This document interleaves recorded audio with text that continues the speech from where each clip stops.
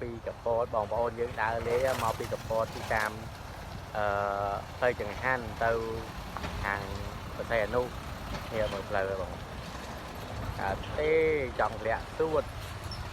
តែផ្លូវអត់ទៅឲ្យចិត្តអត់ចិត្តទេណោះពីមួយថ្ងៃអត់ដល់ផ្លូវលាក់ហ្នឹងទេមកផ្លែហើយនេះអោលោកហើយ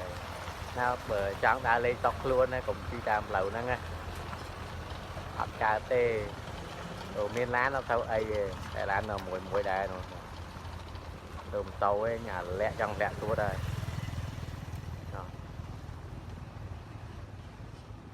ផ្លូវពីកពតនេះ